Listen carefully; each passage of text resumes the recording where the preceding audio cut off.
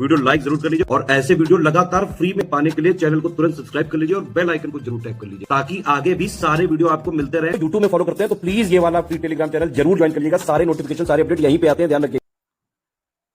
नमस्कार दोस्तों, आप सभी का स्वागत है स्टडी फॉर एग्जाम्स में। दोस्तों, जैसा कि आप लोग जानते हैं कि हम लोग सामान्य हिंदी के सीरीज शुरू किए हैं और इसमें जो है सबसे पहले हम लोग वर्णमाला को देखे हैं। वर्णमाला के थ्योरी को बताया जा चुका है। आज हम लोग एमसीक्यू के माध्यम से उसका रिवीजन करेंगे। तो आइए हम लोग देखते हैं पहला प्रश्न। निम्नलिखित व्यंजनों में कौन से व्यंजन का उच्चारण तालु से होता है? क, ढ, छ या म? तो इसका जो सही आंसर है वो ऑप्शन सी छा का जो उच्चारण होता है यह तालु से होता है। आप लोग जानते हैं कि च वर्ग जो है इसका उच्चारण तालु से होता है। इसके अलावा छोटी, बड़ी और ये आपका च, छ, ज, झ और इया, इसका जो उच्चारण होता है वह तालु से होता है। सी ऑप्शन इसका सही आंसर है। अगला प्रश्न है, लुंठी ध्वनि किसकी है? ऑप्शन आप लोग सामने है। आप लोग जानते हैं कि रा की जो ध्वनि होती है वह लुंठित होती है। डी ऑप्शन इसका सही आंसर है। उच्चारण दृष्टि से जो है वह कौन सा वर्ण है या वाक उच्चारण किससे होता है? ओष्ठ, कंठ तालव्य, दंतोष्ठ या कंठोष्ठ? तो वाक का उच्चारण है ये आपका दंतोष्ठ है। यह कई बार परीक्षा में पूछा गया है और यह आपके लिए बेहद इंपॉर्टेंट है। तो वाक उच्चारण किससे होता है? तो दंतोष्ठ से होता है। सी ऑप्शन इसका सही आंसर है। अगला प्रश्न है, आय के उच्चारण में किसकी सहायता ली जाती है?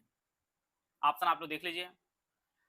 सबसे पहले जान लीजिए आय बनता कैसे है। तो ये जो है आय जो होता है यह आ प्लस ए मिल के बनता है और इसका जो उच्चारण होता है वह कंठ और तालु से मिलके होता है। तो इसका जो ऑप्शन बी है वो आपका सही आंसर है। हिंदी भाषा में ह्रस्व स्वरों की संख्या कितनी है? 2, 7, 11 या 4? तो ह्रस्व जो स्वर हैं उनकी संख्या आपकी 4 है। और यह स्वर कौन कौन से हैं? ये आपका अ है, ई है, उ है और आपका री है। ये 4 वर्ण हैं हिंदी में जो ह्रस्व हैं। ये डी ऑप्शन इसका सही आंसर है। वर्णमाला में स्पर्श व्यंजनों की संख्या कितनी है?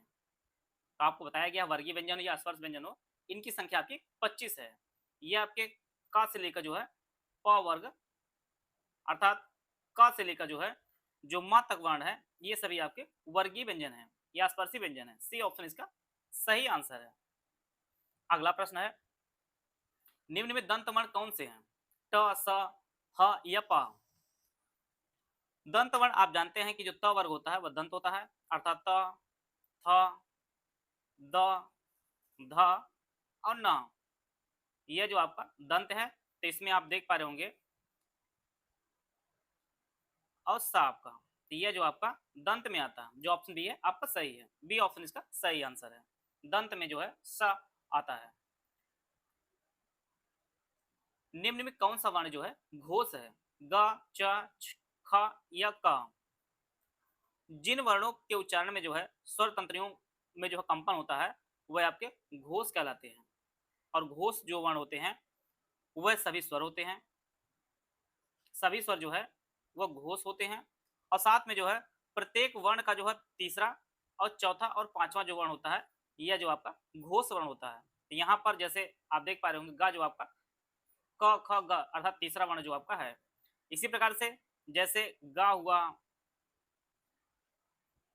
इसी प्रकार जैसे गा हुआ, घ है, अंगा है, ज है, झ है, इया है, द है, ध न, ये सभी जो आपके हैं ये सभी आपके घोष वर्ण हैं। घोष वर्ण हैं।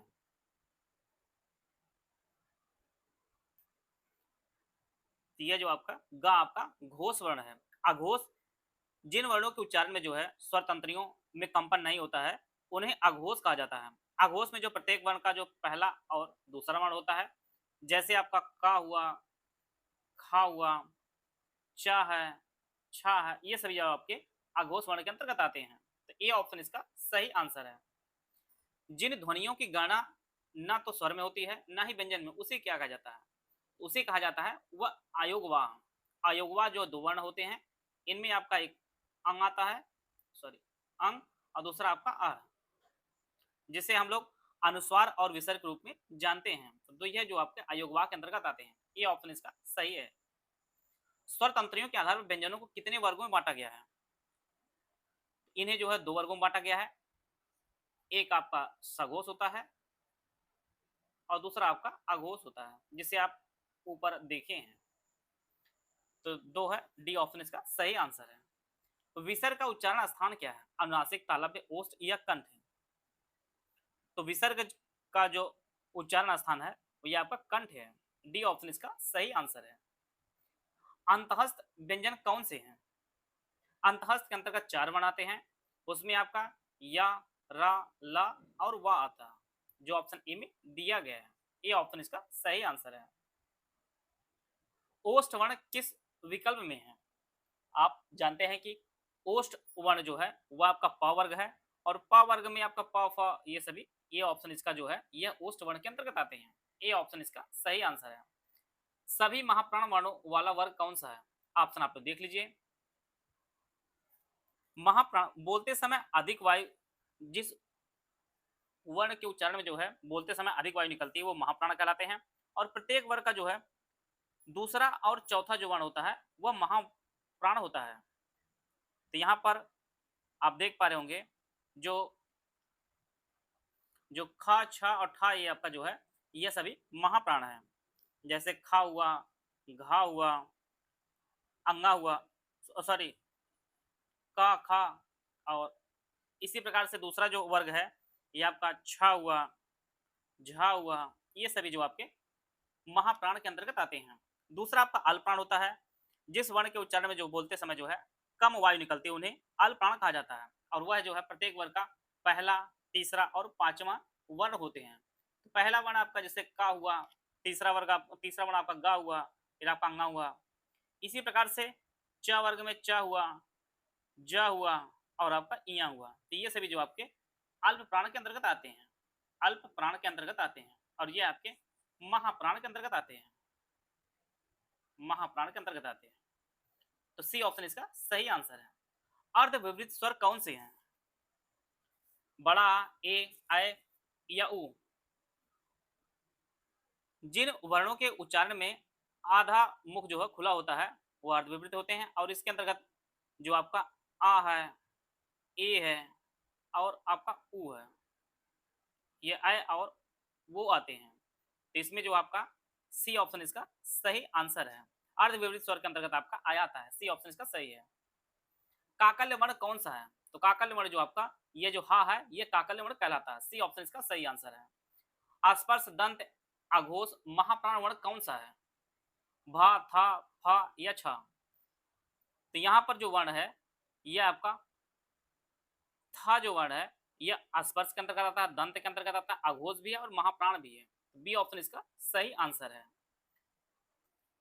8 सितंबर 2025 से यूपीपीएससी बीयू प्री 2025 के लिए कंप्लीट बैच हमारा स्टार्ट किया जा रहा है। यह जो बैच हमारा दोनों भाषाओं में आपको उपलब्ध होगा। इसमें आपको daily classes, complete doubt clearance, daily practice, exam oriented test series, आपको हाई सिलेक्शन मटेरियल आपको उपलब्ध कराया जाएगी। पहला जो बैच हमारा UPSC BO pre 2025 full paid group doubt clearance की फीस जो 4500 रुपये है। इसमें आपको एडमिशन लेने के बाद 2 ग्रुप में ऐड किया जाएगा। एक मेटल ग्रुप हो जिसमें सारा मेटल दिया, दूसरा आपका डाउट क्लियरेंस ग्रुप होगा। बीओ संबंधित जो भी आपको डाउट है आप सारे डाउट आप पूछ सकते हैं। इसमें करंट अफेयर, रीजनिंग, मैथ्स के नोट्स शुरू में ही आपको दे दिया जाएगा। बाकी सब्जेक्ट को 100 डेज वाइज जो है क्लासेस पीडीएफ नोट्स दिया जाएगा। क्लासेस जो है कंप्लीट होने के बाद आपको जो है सारे सब्जेक्ट वाइज कंप्लीट नोट्स आपको दे दिए जाएंगे। इसमें आपको 22 टेस्ट दिए जाएंगे, जिसमें 11 फुल टेस्ट होंगे, जिसमें प्रत्येक में 120 प्रश्न होंगे। 11 आपका सेक्शन वाइज टेस्ट होंगे, जिसमें हर एक में जो है 50 प्रश्न होंगे। और इसमें सिलेबस अनुसार हिसाब जो मोस्ट इफेक्टिव क्वेश्चन कवर कराए जाएंगे। सिलेबस में दिए गए सभी जो टॉपिक्स हैं उसके मोस्ट इफेक्टिव क्वेश्चन के जो है टेस्ट सीरीज और पेड क्विज के रूप में जो कवर कराया जाए। दूसरा जो ग्रुप हमारा है full paid group without doubt clearance के ग्रुप, इसकी फीस 3500 रुपये है। और इस ग्रुप में ऊपर दिए गए सारे फीचर दिए हैं लेकिन आपको डाउट क्लियरेंस नहीं मिलेगा। तीसरा जो ग्रुप है ओनली स्टडी मटेरियल ग्रुप है विदाउट टेस्ट सीरीज, इसकी फीस 2300 रुपये। इसमें जो है current affair, reasoning, maths notes जो ग्रुप शुरू में ही एक साथ दे दें, बाकी सब्जेक्ट जो है 100 डेज वाइज क्लासेस और पीडीएफ नोट्स ग्रुप में दिया जाएगा। क्लासेस कंप्लीट होने के बाद सारे जो सब्जेक्ट वाइज कंप्लीट नोट्स जो है दे दिया जाएगा। इसमें डाउट क्लियरेंस और टेस्ट सीरीज नहीं दी जाएगी, सिर्फ आपको मटेरियल दिया जाएगा। ऊपर में से किसी भी ग्रुप में आप एडमिशन लें तो आपको जो है पेड क्विज चैनल में जोड़ा जाएगा। अगर आप ओनली पेड क्विज ज्वाइन करना चाहिए इसकी फीस 850 रुपये। इसमें मोस्ट एक्सपेक्टेड क्वेश्चन की प्रैक्टिस कराई जाएगी।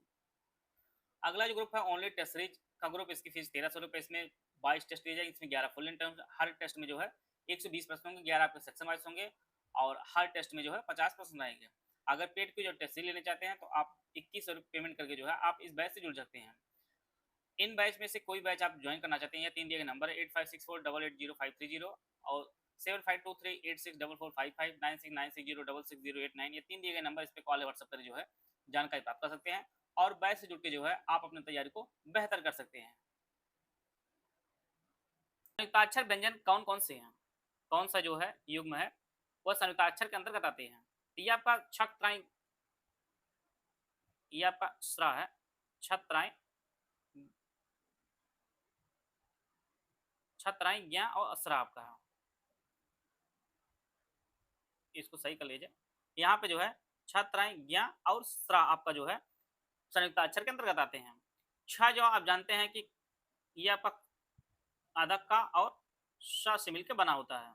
इसी प्रकार से त्रा जो है ये जो है आदत्ता और प्लस रा से मिलकर बना होता है। ज्ञा जो होता है वह जा, ये आपका आधा जा और प्लस इया से मिलकर बना होता है और स्रा जो आपका यशा और प्लस रा से मिलकर बना होता है, सा और रा से मिलकर बना होता है। संयुक्ताक्षर जो शब्द होते हैं और अक्षर जो होते हैं वो आपके 4 हैं, छत्राई ज्ञा और स्रा होते हैं। तो बी ऑप्शन इसका सही आंसर है। अगला प्रश्न तो देखते हैं, संयुक्त स्वर कौन से हैं। ए, बड़ा ई, आ या ओ, ई या ए। संयुक्त स्वर जो है वह आपके ए और अ है, इसका जो ऑप्शन ए है वो आपका सही आंसर है। ए जो है आपके संयुक्त स्वर हैं। अगला प्रश्न है, मात्रा के आधार पर स्वर कितने प्रकार होते हैं। आप तो जानते हैं स्वर 3 प्रकार के होते हैं मात्रा के आधार पर, लघु, दीर्घ और प्लुत, जो ऑप्शन ए में दिया गया है। छोटी, बड़ी, च, छ, ज, झ, इया आदि का उच्चारण किससे होता है। तो इनका जो उच्चारण होता है वो आपका तालव्य से होता है। इन सभी का जो उच्चारण है आपका तालव्य से होता है। सी ऑप्शन इसका सही आंसर है। निम्न में अल्पप्राण व्यंजन कौन से हैं। तो इसमें जो है अल्पप्राण जो व्यंजन आपका ग है। सी ऑप्शन इसका सही आंसर है। घोष वर्ण कौन सा है, क, ट, च और ज। तो इसमें जो घोष वर्ण है ये आपका ज जो आपका घोष वर्ण है। डी ऑप्शन इसका सही आंसर है। प, फ, ब, भ, म व्यंजन होते हैं, तालव्य, कंठ, ओष्ठ या दंत है।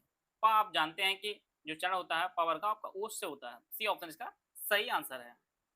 सघोष वर्ण कौन सा, स, थ, ब या प। तो सघोष जो वर्ण होता है वो ब होता है, ब जो आपका सघोष वर्ण है। सी ऑप्शन इसका सही आंसर है। मध्य स्वर कहते हैं छोटा, बड़ी, छोटा ऊ या छोटी ई। प्रयत्न के आधार पर जो है स्वर 3 प्रकार के होते हैं, अग्र, मध्य और आपका पश्च। अग्र में आपका जो है छोटी ई, बड़ी ए और आ आता है। मध्य में सिर्फ आपका छोटा आता है, बाकी जो बचते हैं बड़ा ऊ, बड़ा ऊ, ओ और औ, ये जो आपके पश्च में आते हैं। प्रश्न पूछा सिर्फ मध्य का, तो मध्य में सिर्फ छोटा आ आता है। ये ऑप्शन इसका सही आंसर है। हिंदी वर्णमाला में स्वरों की संख्या कितनी है। तो स्वर टोटल जो आपके 11 स्वर हैं, आप जानते हैं। डी ऑप्शन इसका सही आंसर है। इनमें से समृद्ध स्वर कौन सा है, ओ, बड़ी, औ या अ। तो इसका जो सही आंसर है समृद्ध स्वर आपका बड़ी ई है। इसका जो ऑप्शन बी है वो आपका सही आंसर है। प्रयत्न के आधार पर ला किस वर्ण की ध्वनि है। तो ला को जो है पार्श्विक कहा जाता है। बी ऑप्शन इसका सही आंसर है। अर्ध स्वर कौन है, कई बार बताया भी गया है आगे, किया और वा जो आपके अर्ध स्वर के अंतर्गत आते हैं। ए ऑप्शन इसका सही आंसर है। यह जो है कुछ वर्णमाला संबंधित इंपॉर्टेंट प्रश्न थे, इनको कवर कर लिया गया है। आशा है आप सभी को बहुत कुछ जानने को मिला होगा। मिलते हैं नेक्स्ट वीडियो, तब तक जय हिंद, जय भारत।